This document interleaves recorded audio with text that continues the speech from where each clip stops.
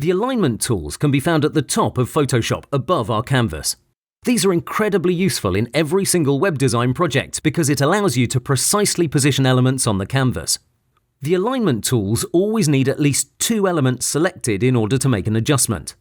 Here, when we have only one layer selected and all tools are closed because we're missing the second element. Obvious. When we select the entire canvas with Ctrl A, we now have 2 elements selected, and this entire region lights up. Not all of it, because for this other part we need at least 3 things selected.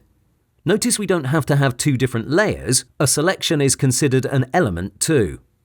So Photoshop shows us the available options since the main condition of having at least 2 elements selected is met. If you simply click and observe each icon, you'll immediately understand what they do. Great, so far so good. If we now have 2 shapes selected and we use the tools up top, Photoshop will move them accordingly amongst themselves. Nothing too complicated.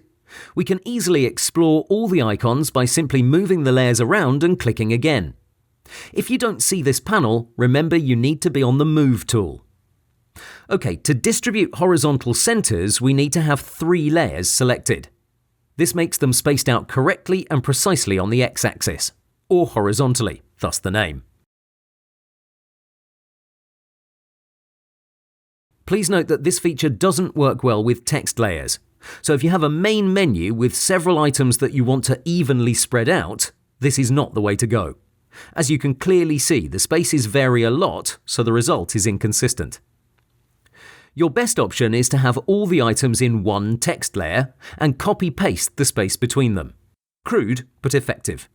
This gives you the best results no matter what. So don't use any of these tools on text layers, since they won't give you good results. Some other important things to know. Say we have these 2 shapes positioned exactly as we want them, except we need them in the exact middle of the canvas. If we have them both selected and press Align Horizontal Centers, they will center themselves between them. If we have both layers selected and we select the entire canvas with Ctrl A and then hit the same Align Horizontal Centers, the shapes will be in the center of the canvas, but they will lose their previous positioning. To make sure you keep them as they are, you have to first group the 2 layers. Now you have 2 things selected, the canvas and the group. Use Align Horizontal Shapes, and there you go. This is really useful when your project is loaded with lots and lots of layers and groups. Let's take a look at a pricing table, for example. This is to show you a real-world application. We will space each column out with the use of Shift and Smart Guides just to illustrate some manual labor. We're going to take our time with it, so it'll be perfect. Now, if we want to have them in the center of the canvas without ruining our previous positioning, we should group them all and use Align Horizontal Centers. And now they are indeed in the center of the canvas horizontally. You can also align vertical centers. Then simply right-click the folder and hit Ungroup Layers. Let's switch over to Photoshop CC so I can show you one important change regarding these alignment tools. Though we haven't discussed artboards, this modification is related to them. When you create a new project from this panel and choose Web by default, you're going to end up with an artboard. If you're in this mode and you add any layer, you'll see the first tools light up. That's because by default, Photoshop now considers you have your artboard selected.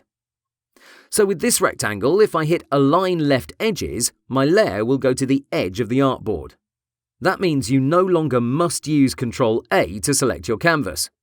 This is the only important change. The rest of what I previously described still applies. OK.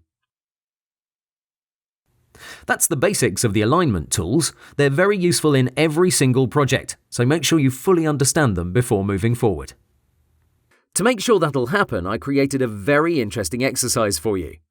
Let's open the document. You have it attached to this lecture.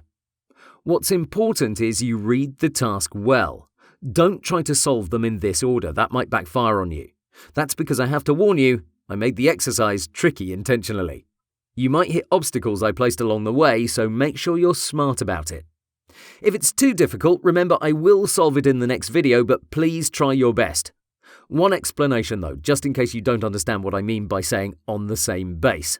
You can swap that out with on the same line, or imagine these are books that you'll place on a table. One final rule is, you're not allowed to change the exercise. You can't make the shapes bigger or smaller. The distance between them can't be 0, you can't enlarge the canvas, and so on. The rest is up for grabs. What's important is that you finish as fast as possible. Try to be efficient, taking the least steps to solve it. That's the essence. Have fun!